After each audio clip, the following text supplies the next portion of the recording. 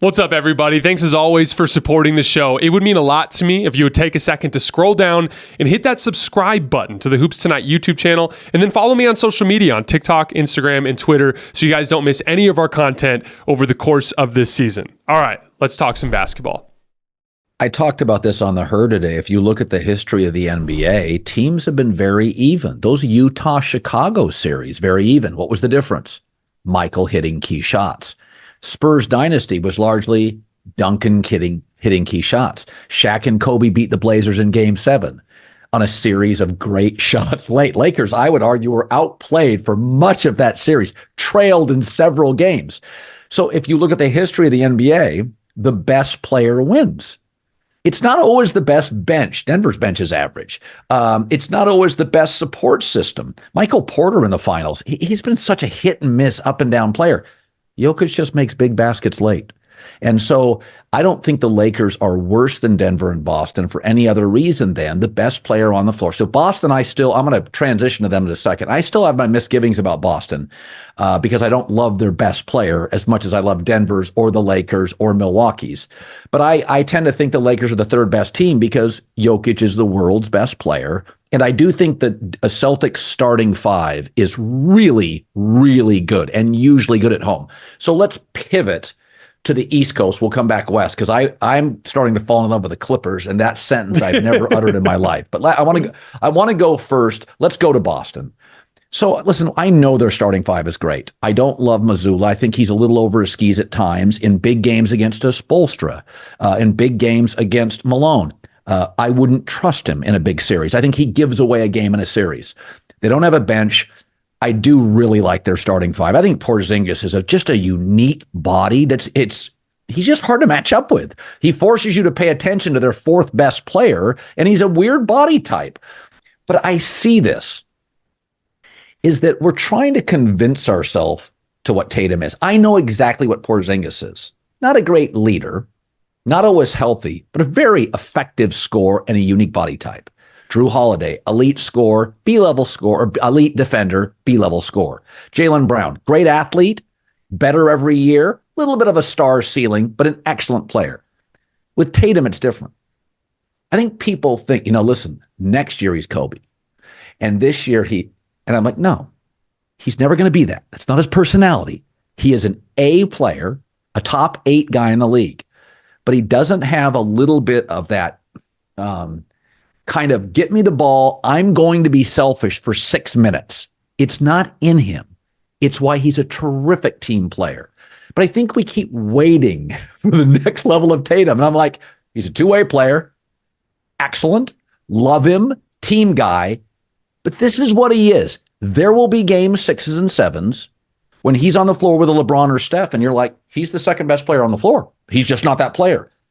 Is that an unfair appraisal of Jayson Tatum and the Celtics? It's so funny because you can't talk about this with Celtics fans because their record is incredible. They have all these boxes that they're checking, and it's like this looks like the best team in the league. Except for guess who their last 4 losses were against? The Lakers, the Clippers, the Bucks, and the Nuggets. and specifically those 4 games, their offense faltered in every single one of those games.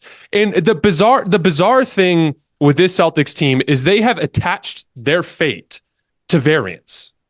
They attempt the most 3-point shots in the league. When they're going in, they look awesome. When they're missing, their offense completely stutters and they can be beat by anybody, basically. Yeah. And even Jayson Tatum himself, and this is the most disappointing thing to me. He came into this season, he put on more muscle. He's one of the most physically impressive forwards that we have in the league. And he comes into the season, he's posting up more than ever.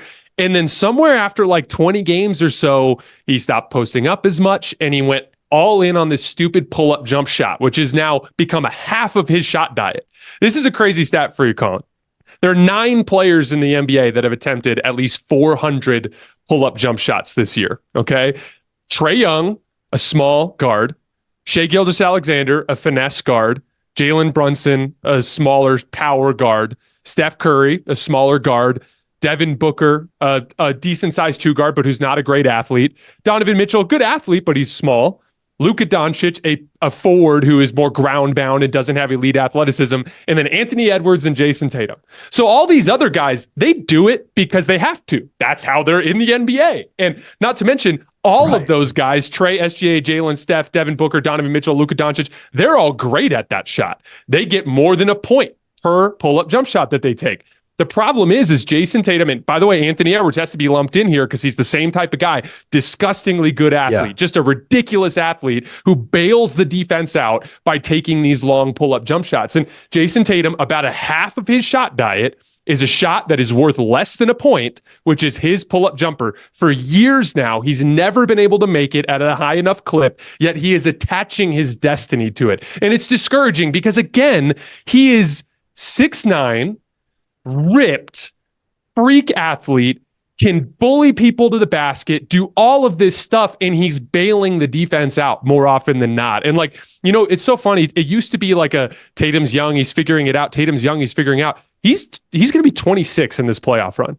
This is usually the time when players figure it out. Now, I don't want to bail on him because I've seen enough. Like there in game, 5 and 6 against the Heat, he kind of looked like he started to figure some stuff out before he got hurt in game 7. It's not over for him by any stretch of the imagination, but it's just discouraging for a player this deep into his career with the athletic tools that he has to basically cut everyone a break by taking such high difficulty shots that he can't make at a high enough clip to really punish defenses. And between that and then as a team, them leaning so heavily on 3-point variance, they've made themselves beatable in a way that a team that talented really should not be beatable. Okay, so I want to go back west to the Clippers, who I saw dismantle the Celtics in Boston from the opening tip. So a couple of nights ago, I'm out, and Lawrence Frank is sitting next to me. And we just chop it up for an hour. And I said, man, was I wrong on that deal? I said, I hated it. I'm like, what are you going to do with Westbrook? He went to the bench where he's playing about 23 minutes a night and doing really good things in that 23 minutes. Last night, he had a couple of beautiful passes against the Hawks. Kawhi and Paul have always tremendous two-way wings. They've got size, Plumlee, they've got some size. But I said, you're a beautiful team to watch. The ball movement, they don't have a single player in the top 35 in ball usage, and you can see it. I think they're the most beautiful basketball right now in the league to watch. Jason, the Clippers ball movement, they get a great shot 3 out of 4 times down the floor. They get beautiful shots. They have surging offense with like a Coffey and a Westbrook off the bench. Size, experienced wings, veteran point guard, experienced head coach. And I'm sitting there watching them. I know it's the Hawks, and I know the Celtics probably. No, I'll give them the win over the Celtics. That's a credible win. And I'm watching those 2 games, and I'm like, this offense, you can score your way to a title. There's no Tim Duncan in this league now. Like, you can score your way to a title. Jokic is not a great defender. Milwaukee's not a great defensive team. I think we have to take the Clippers seriously. I think they're a machine offensively. Westbrook deserves credit, and Harden, Lawrence Frank said right now in his career, all about winning. Most coachable guy.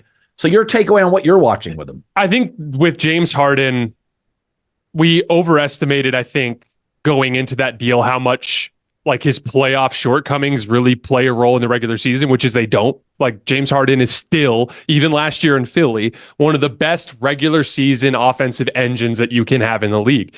That specifically is of great value next to Paul George and Kawhi Leonard, because they are both very much tip of the spear type of scorers. If you can get them into advantage situations, they can kill people. Paul George has been playing with like a defender closing out at him most of the season this year. And he's so damn good when you give him that type of advantage, right? And just in general, their overall floor organization with James Harden has just made offense so much easier for them, which was interesting because early on they struggled offensively with James Harden. That took a little bit of time for them to figure out. Now the offense is clicking in addition to the defense, and now they're beating everybody. The other part of it too is when we really look at the Clippers as a regular season team, they've been more on like the Lakers side in years past, where they're kind of just getting through the regular season. And one of the things that NBA history has told us is Denver Nuggets 1 seed, Warriors, before Steph Curry sprained his foot, right there with the Suns at the top of the West. The Bucks, 1 seed. The Lakers, 1 seed. The Raptors, a 2 seed. Like, the team that is a veteran team that has talent, that attacks the regular season with like a real ferocity, usually wins the title. And so the Clippers, I think, just from the top down, have approached the season with a lot more urgency this year. And I think that that's a big step in the right direction for them. Now, I want to be clear. There's some question marks surrounding this team. They're 23rd in defensive rebounding. That's usually a big red flag for the playoffs. They also attempt 26 pull-up jump shots per game, which is the second most in the league. And right now they're making them at a really high rate, but we've seen what happens when they lost to Denver in the bubble. That's what happened. Their pull-up jump shots went cold, and they didn't really have another punch at that point. But to be clear, all these teams have holes. Boston has offensive issues. Milwaukee has defensive issues. So it's not like the Clippers' issues are, the only team in the league that has that type of red flag. But the way I look at it, it's one last thing on the James Harden front that I think we didn't properly account for. In Philly, he was getting the best perimeter defender every night. Tyrese Maxey was viewed as the secondary option. They're throwing the forwards at Joel Embiid. He's getting the best guy on the other team at guarding a perimeter initiator. Who are you throwing your best guy at for a perimeter weapon with the Clippers? You're probably throwing it at Kawhi. Who are you throwing your second best guy at? You're probably throwing it at Paul George. James Harden is getting quality matchups every single night. I think just in general, there's lower pressure on him in this postseason.